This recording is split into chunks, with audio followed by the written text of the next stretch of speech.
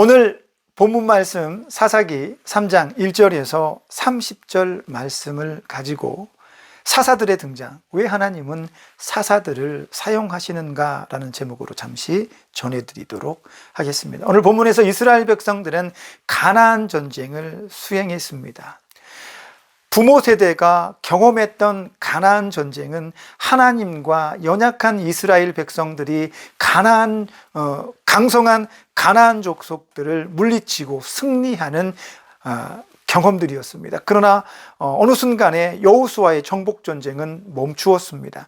여러 가지 인간적인 사회적인 이유들이 있었겠지만 오늘 본문의 말씀으로만 해석을 하자면 하나님의 뜻으로 그 정복 전쟁은 멈추었던 것 같습니다.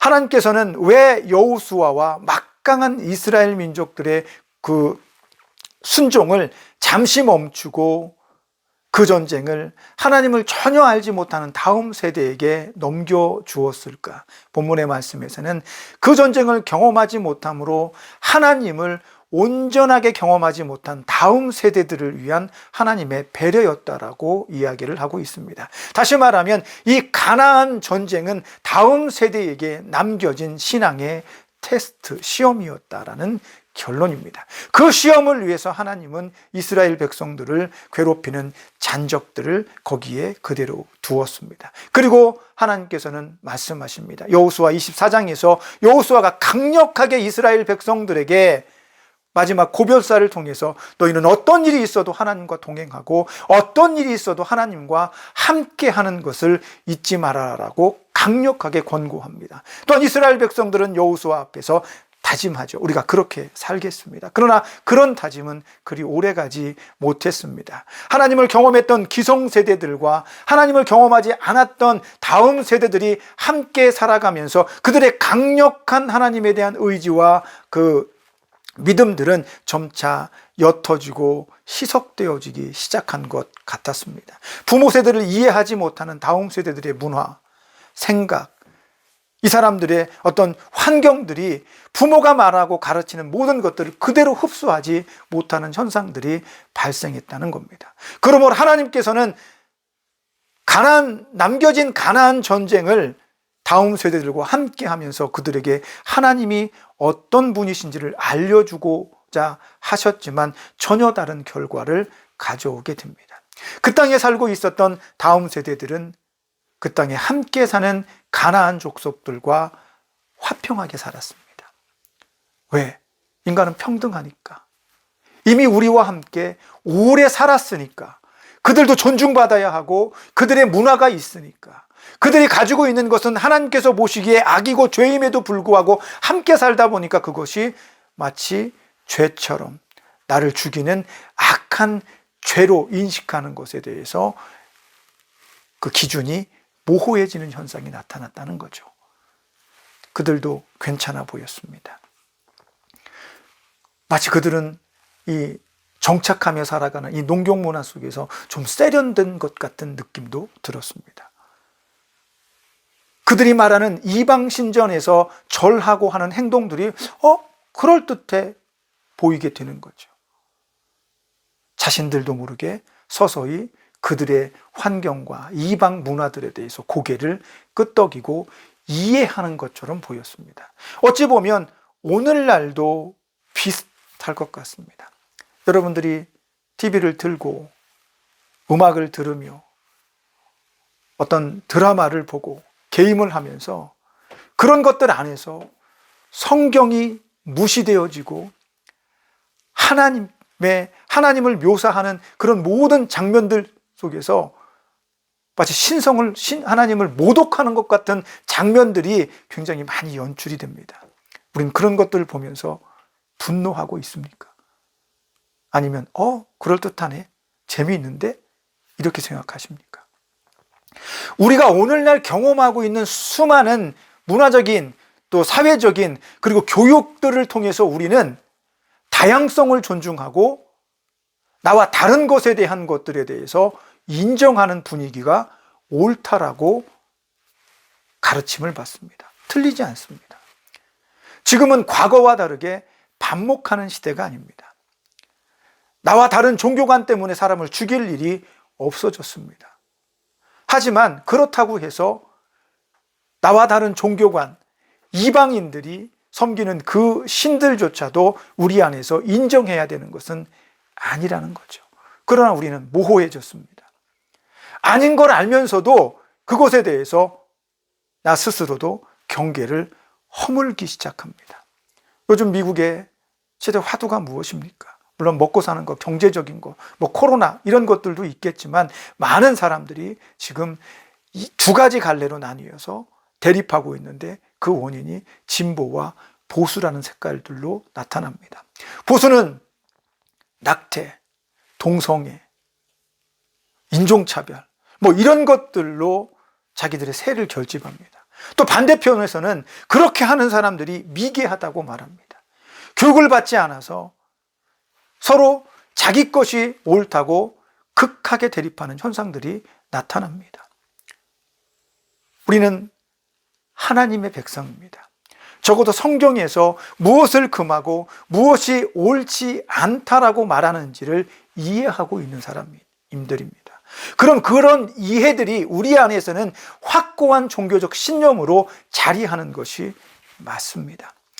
학교에서 교육을 통해서 진화론이 맞다라고 말합니다. 하지만 우리는 하나님께서 우리를 창조하신 것을 믿습니다. 그렇다고 해서 우리는 그들과 전쟁하지 않을 것입니다.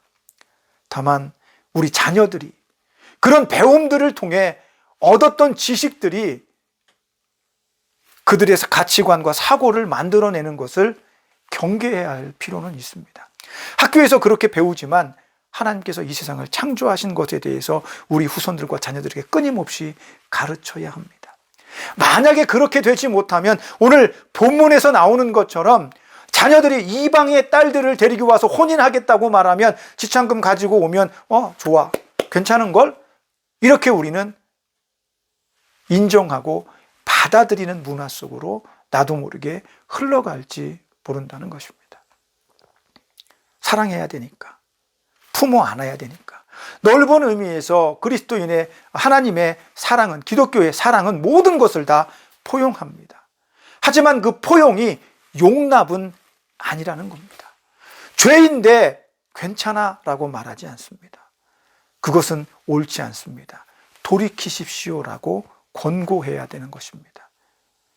하지만 내가 너 그렇게 안 하면 어떻게 해버릴 거야, 너 딸 돌릴 거야, 왕따를 만들 거야, 죽여버릴 거야, 이런 걸 의미하는 건 아닙니다. 성경의 가르침들을 가지고 여러분들이 전쟁을 하라고 말하는 것은 아닙니다. 적어도 우리 안에서 무엇이 옳고 그른가에 대한 정의는 분명하게 지켜야 되며 그 정의를 우리 후손들에게도 기꺼이 전해줄 수 있어야 된다라고 말하고 있는 것입니다. 오늘 성경에서 이스라엘 백성들의 그런 어리석은 모습들을 보면서 우리는 이해하지 못합니다. 왜? 분명히 답이 정해져 있잖아요. 답정너. 이미 답이 정해져 있습니다. 하나님만 의지하고 하나님과 함께하면 아무리 강한 적이라도 하나님께서 물리치시고 내가 너희와 함께 하겠다라는 그 답이 정해져 있습니다. 그런 시험을 보고 있는 거예요. 그런데 이스라엘 백성들은 그 시험에서 실패합니다. 왜일까요? 무뎌지기 때문에 그렇습니다. 문화, 어떤 그 사회적인 이런 풍토들, 우리가 받은 이 고등교육들을 통해서 우리도 무뎌지고 있기 때문에 그렇습니다.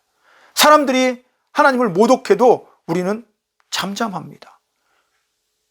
그럴 수밖에 없는 사회적인 그런 규범들을 가지고 있죠. 오죽하면 법으로 만들어서 사람들에게 한 가지 종교를 강요하는 것은 불법이 되어지고 말았습니다. 개탄스럽습니다.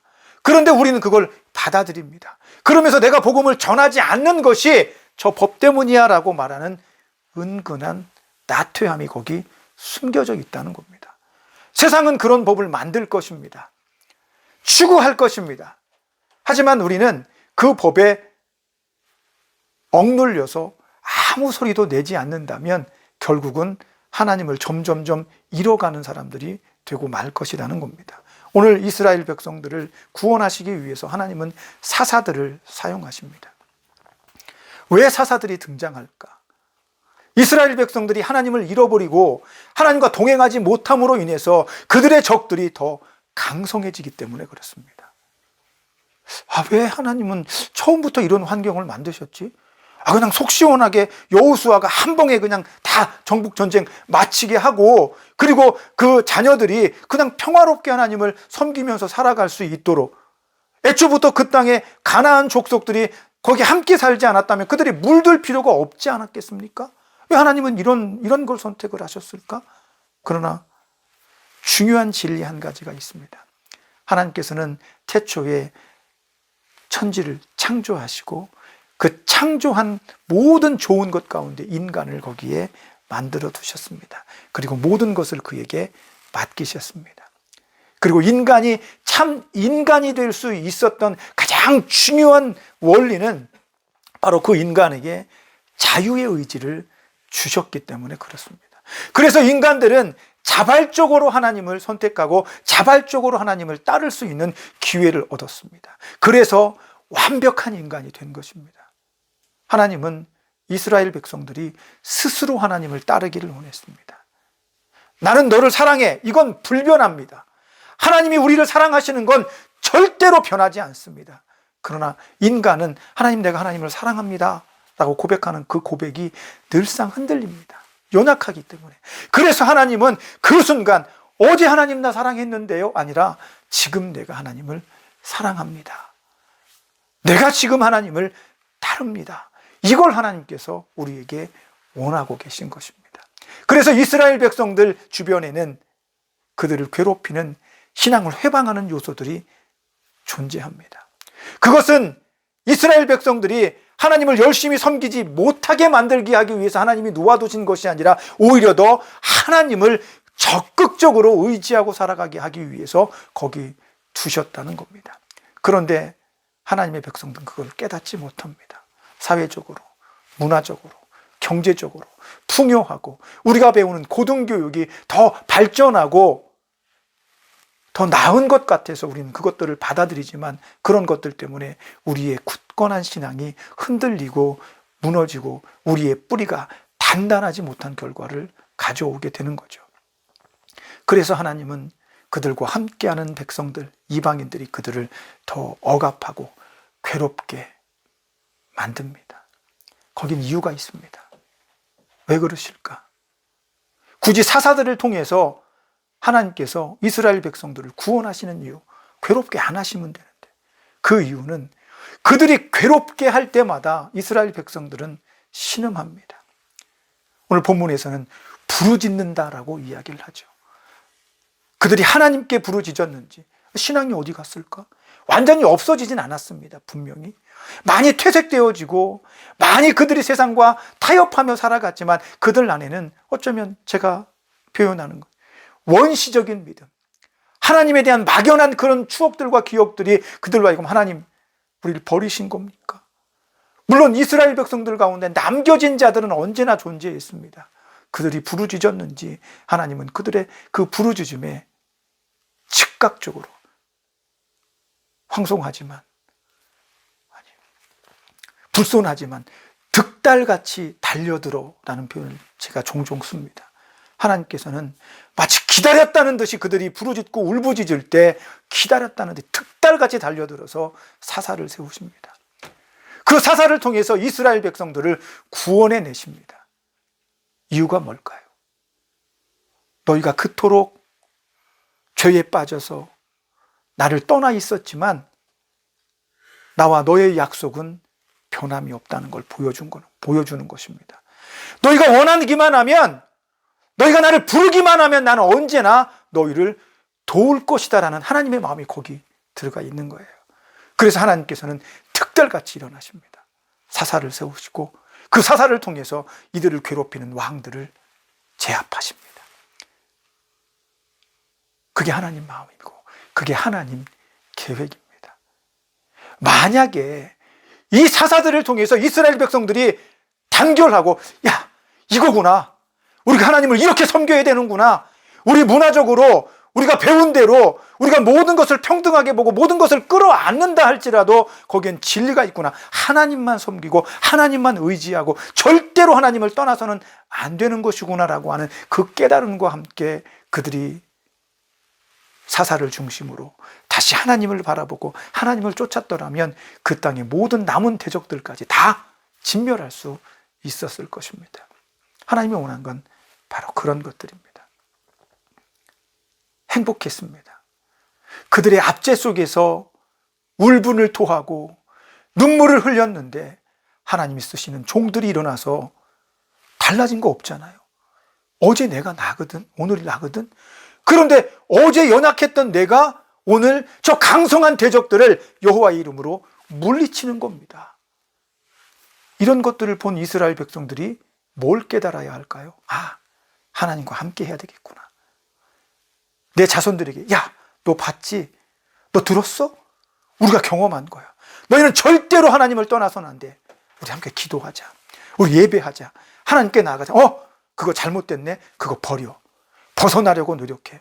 쟤도 하는데요? 쟤도 하는데요? 이거 뭐 사회적으로 아무 문제가 없는데요? 그러나 줄여나가봐. 그게 너를 장악하지 못하게 해. 게임이 너를 못 먹게 해. 세상 문화가 너희를 흐트리지 않게 해.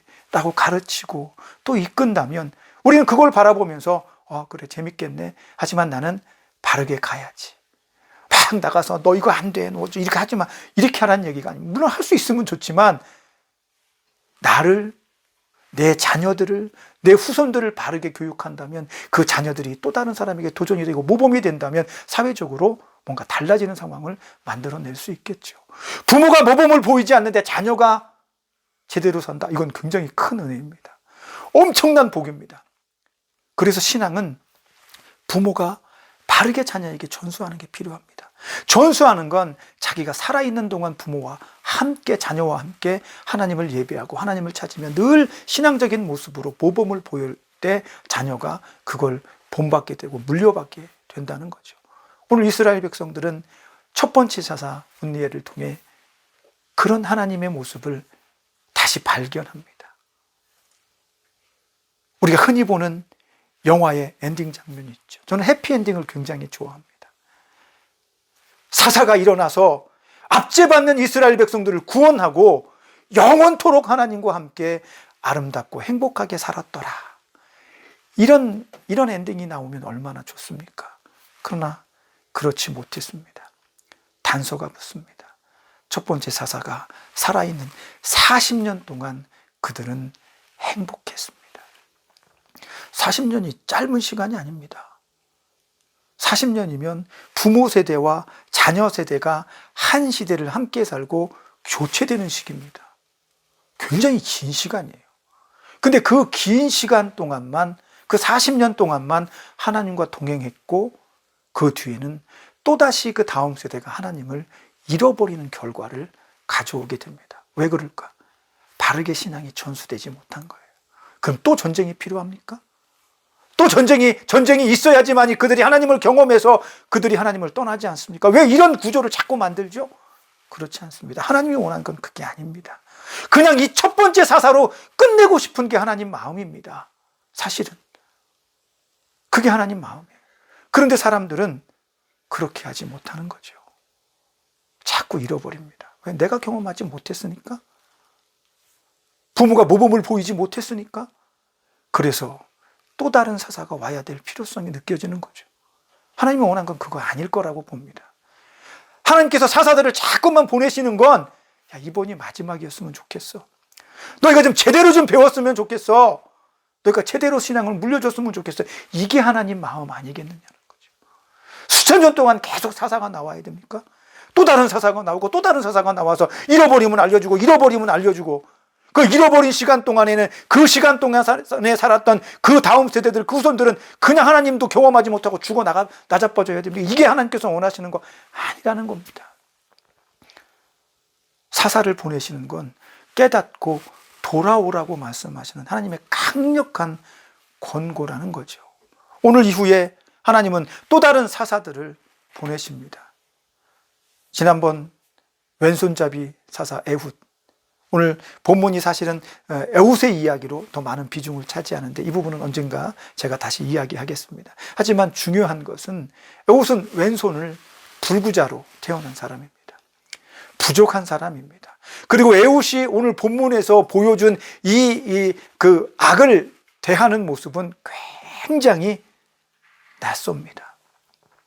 옳지 않은 방법입니다. 비열합니다. 아주 비열하죠. 속이고 죽이고 도망하고 얍삽하게. 그런데 성경은 이런 것들을 가감없이 굉장히 지저분한 이야기를 거기 적어 놓습니다. 잔인하죠. 칼로 찔렀는데 칼 자루까지 배 뒤로 나와서 등으로 나와. 그 칼 등에 나온 그 칼자루나 이런 것들에 보면 그 죽은 왕의 기름진 더러운 것들까지 묘사가 됩니다. 이 굉장히 지저분하죠. 그런데 하나님께서는 이 성경은 그런 부분까지 디테일하게 적으면서 하나님의 마음이 도대체 뭔가? 이 별 볼 일 없고 무지막지한 에웃 같은 사람을 사사로 세워서 이스라엘을 구원하시는 이유가 뭔가? 하나님과 함께 가자는 겁니다. 함께 가자는 거예요. 내가 너희와 함께 가고 싶다. 돌아와라. 다시는 이런 일 만들지 말자. 이렇게 얘기하는 거죠. 그러나 이스라엘 백성들은 그러한 일에 온전하게 하나님께 나오지 못했습니다. 결국 이스라엘은 또 다른 사사가 와야 했습니다. 어떻습니까? 하나님을 어떻게 경험하고 싶으십니까? 잔혹한 전쟁을 통해서 여러분이 승리하게 하신 하나님을 경험하고 싶으십니까? 여러분 안에 하나님을 경험할 수 있는 방법, 평화로운 이 시대에 부모가 말하면 지금이 어느 시대인데요, 이렇게 말하는 자녀들에게 어떻게 가르쳐야 되겠습니까? 고민해야 합니다. 그 자녀들이 존경하고 그 자녀들이 순종할 수 있는 가정의 풍토, 저도 부끄럽습니다만 그런 것들이 자녀들과 다음 세대에 흘러갈 때 하나님에 대한 신앙도 함께 흘러갈 수 있지 않을까 고민해 봐야 됩니다. 그리고 오늘 본문의 말씀에서 제가 관심 있게 바라보는 단어가 하나 있습니다. 그것은 바로 왕이라고 하는 것입니다. 메소포타미아 왕, 어느 민족의 왕, 이런 얘기가 나옵니다. 쉽게 말하면 이방 민족은 왕들이 다스립니다. 왕들이 통치합니다. 그러나 이스라엘 백성들은 왕이 통치하지 않죠. 인간 왕이 통치하지 않습니다. 이스라엘은 하나님께서 통치하시는 나라입니다. 그런데 오늘 이스라엘 백성들은 인간의 왕들을 자꾸만 바라봅니다. 우리도 저런 왕이 있었으면 좋겠어. 하나로 뭉쳐서 왕이 나를 지켜주고 왕이 우리나라를 다스리는 이런 나라가 되었으면 좋겠어. 이걸 바라봅니다. 그걸 은연중에 성경에서는 보여주고 있는 거예요. 사사기 그 긴 시간 동안 이스라엘은 자기를 다스리는 왕이 하나님인 걸 깨달았어야 합니다.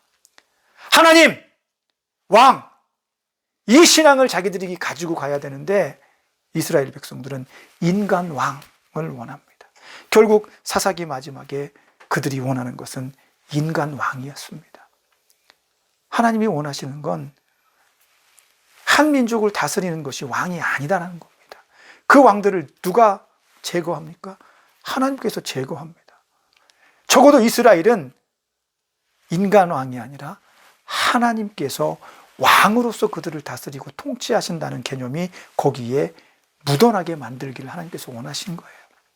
이스라엘 백성들은 그 부분을 바라보지 못합니다. 왜 하나님께서 사사들을 쓰시는지, 왜 자꾸만 사사들이 등장하는지, 그 이유가 하나님의 어떤 마음인지 깨닫지 못하기 때문에 그들은 하나님을 경험하지 못한 다음 세대에게 하나님을 증거하지 못하는 어리석음을 가지게 됩니다.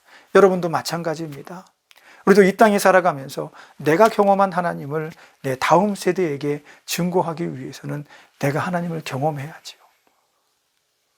자녀들과 함께 기도하며 함께 하나님을 경험할 수 있는 이런 신앙적인 풍토가 우리 삶에 있어진다면 우리 다음 세대도 하나님과 동행하는 위대한 역사를 기록해낼 것이라고 믿습니다. 자, 이제 그 자리에 저와 여러분이 서 있습니다. 여러분은 어떻게 하나님과 동행하는 법을 여러분 자녀와 후손에게 가르쳐 주겠습니까? 깊이 고민하시고 한 주 동안 여러분의 신앙을 더 다지고 더 풍성하게 만들며 하나님에 대한 경험을 만들어가는 은혜가 있어지기를 예수님의 이름으로 축복합니다. 기도하겠습니다. 하나님, 우린 연약합니다. 우리가 바라는 것은 그저 단순합니다. 하나님과 동행하기를 원하지만 내 삶 속에서 하나님과 동행하는 것은 결코 쉬운 일이 아닌 것 같습니다. 세상과 싸워야 되며 세상 문화들 속에서 구별되어져야 하며 휩쓸리지 않고 그 파도에서 굳건히 예수 그리스도를 의지하고 바라볼 수 있어야 합니다. 그런 신앙의 도전과 싸움에서 아름답게 승리할 수 있도록 늘 말씀으로 좌로나 우로나 치우치지 않는 굳건함을 가질 수 있도록 우리 스스로를 신앙 안에 믿음 안에 온전하게 단련하는 바른 신앙인이 될 수 있도록 축복해 주옵소서. 예수님의 이름으로 기도합니다. 아멘.